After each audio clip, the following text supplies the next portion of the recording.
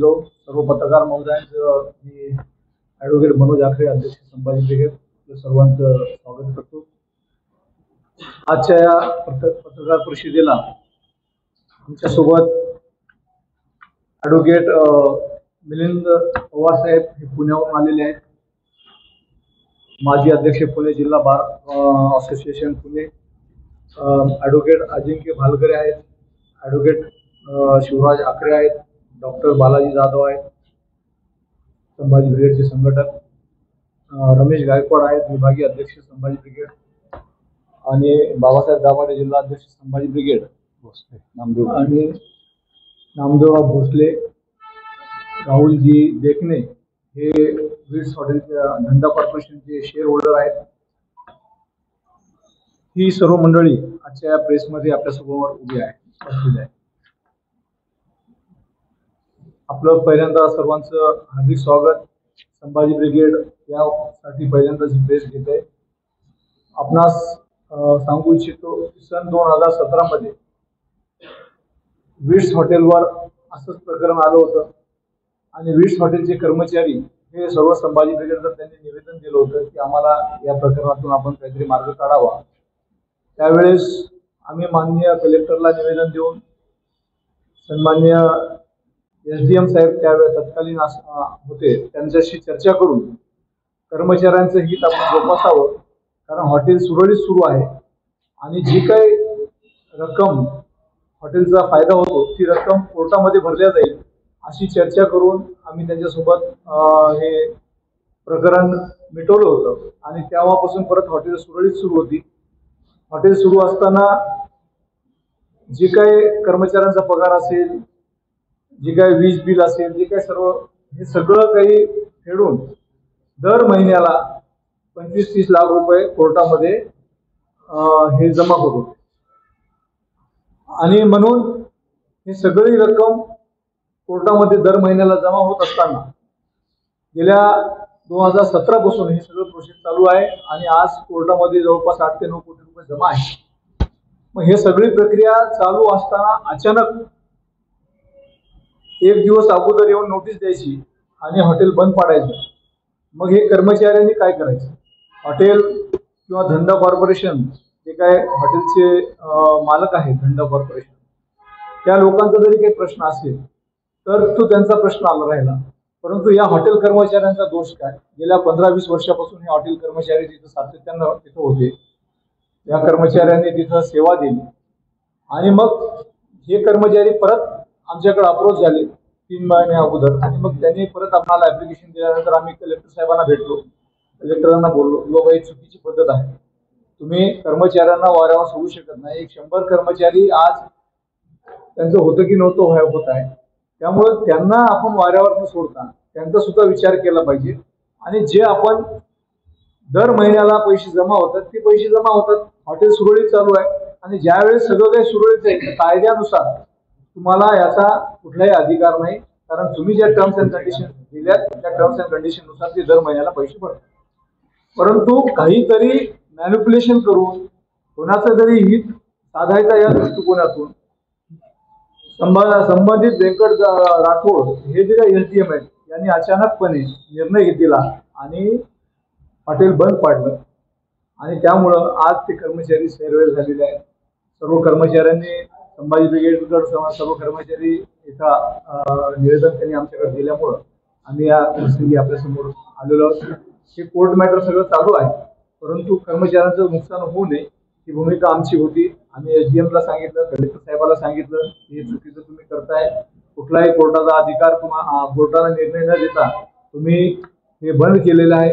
तसंच जे काही रक्कम दर महिन्याला 1 ते 1.5 कोटीचा जे काही हॉटेलचा व्यवसाय व्हायचा त्यामधून रक्कम भरल्या जायची, व्यवसाय तुम्ही बुडीत काढला।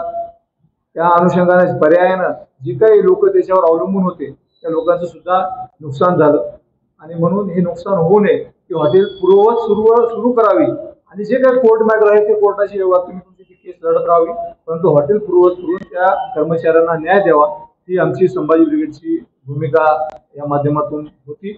आणि यामध्ये जे मॅनिप्युलेशन केलं, जे काही व्यंकट राठोड म्हणून याचे SDM आहेत त्यांनी हेतुपुरस्सर आपलं स्वतःच काहीतरी फायदा बघून, व्यक्तिगत फायदा बघून या सर्व कर्मचाऱ्यांना वाऱ्यावर सोडलेले.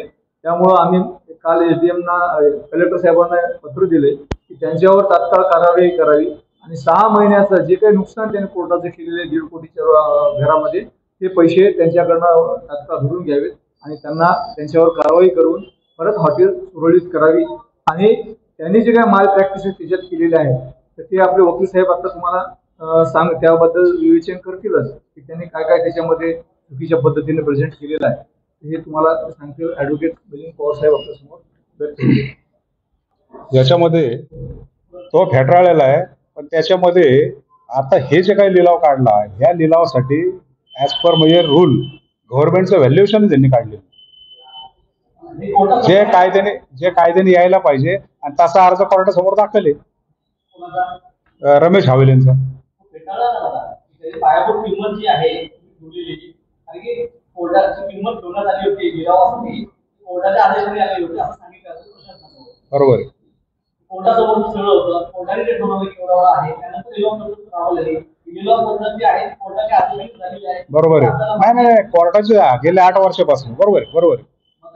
त्याच वेळेस यांचं जे याचिकेत होती किंवा जी काही पायाभूत किंमत ठेवलेली आहे कमी आहे असा त्यांचा अर्ज होता, तो कोर्टाने फेटाळला. त्याचा दावा काय झालं की आतापर्यंत हॉटेल व्यवस्थित चाललं होतं. हॉटेल व्यवस्थित गाडी व्यवस्थित चालू असली की त्याची किंमत वेगळी असते. हे 7-8 वर्ष चाललंय, गव्हर्नमेंटने चालू आहे. बरोबर आहे. मग नाही मग आता बेसिक परत प्रश्न आहे तो की शेवटी गाडी व्यवस्थित चालली त्याची किंमत वेगळी असते. ही गाडी बंद पाडण्याचं कारण काय? हे हॉटेल बंद पाडायचं, बंद पडले की त्याचं गोडाऊन होणार आणि मग ह्यांना जे करायचं होतं ऑटोमॅटिक व्हॅल्युएशन कमी होणार. चालू बिझनेस तुम्ही बंद केलाय.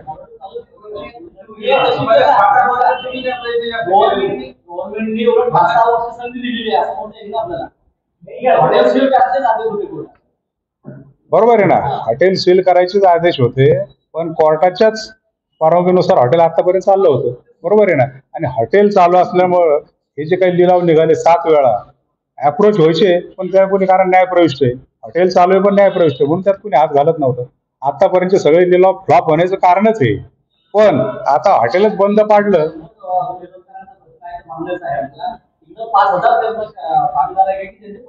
करेक्ट, बरोबर आहे.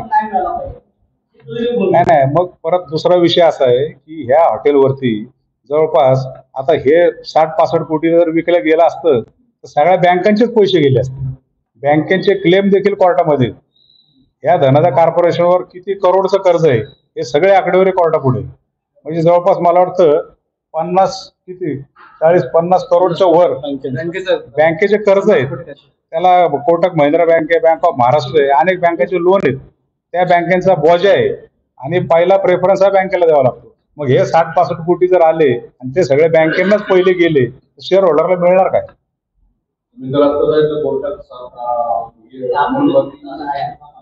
नाही मग ही 7-8 कोटी जी जमा आहे ना, आज जर हॉटेल चालू असतं तर या 6 महिन्यामध्ये 1 कोटी परत जमा झाले असते.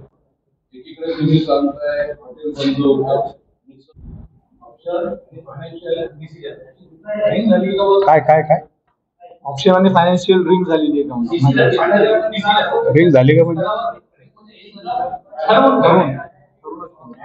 आमचा आरोपच ते राहतो. कोणाची रिंग झाली का? झालेलीच आहे ती. प्रायम ऑफिस सकृतदर्शनी ते दिसतच आहे. हॉटेल बंद करण्याचं कारण कोणी सांगत नाही. बरोबर आहे. गव्हर्नमेंटचं रितसर व्हॅल्युएशन यायला पाहिजे, ते येत नाही रेकॉर्डला.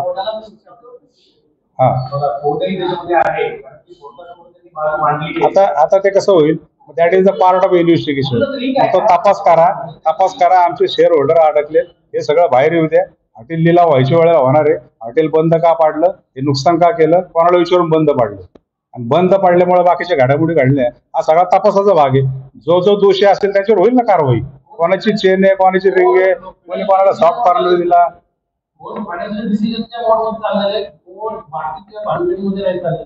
आता कसं आहे, आता हे जर लिगली बोलायचं म्हणलं तर मुळात आता कोणाला माहित नाही.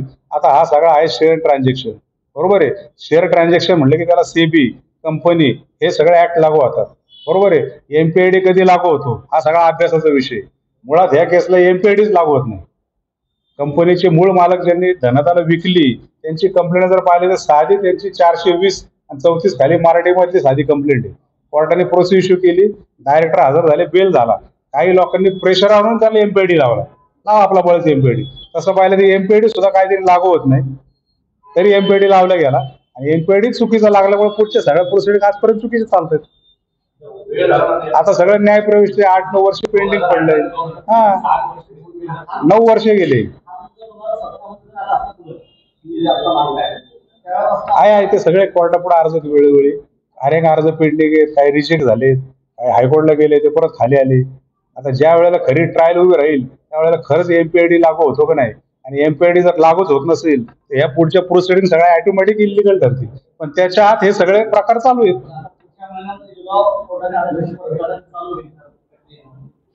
ते बघू ना आता ते कंपनीचे एमडी डिसिजन घेतील त्याला. आज आमचं काय म्हणणं आहे की शेअर होल्डर आज आमची जी काय आता जे काही सांगतोय भूमिका काय आहे, आज आमचे जे शेअर होल्डर आहेत त्यांचे काय प्रतिनिधी म्हणून इथे उपस्थित आहेत. शेअर होल्डरचं काय म्हणतो आता आता आता हे शेअर होल्डर आता समजा आमचे शेअर होल्डरचे आमचे 4,300 शेअर होल्डर आहेत आणि आमचं कॅपिटल साधारण कमीत कमी लोकांचे लाखो करोडो रुपये गेले. स्वतः 50-60 लाख यांची 60-70 लाखाची एकट्याची शेअर आहेत. आता हे जर परस्पर विकलं आणि आलेल्या पैशात तर बँका क्लिअर झाल्या, यांना काय मिळणार? हे झालं शेअर होल्डरचं. पण आज आमचा बेसिक प्रश्न काय आहे की चालू हॉटेल बंद करून 100 लोक तुम्ही रस्त्यावर आणले, सरकारला लाईटचं बिल मिळत होतं, जीएसटी मिळत होता, हे सगळं इनडायरेक्ट नुकसान झालं ना. ह्याच्यामध्ये फायदा कोणाचा झाला आता तो शोधावा. ते आम्ही करू कोर्टाकडनं हळूहळू आणू सगळं तरी रेकॉर्डला.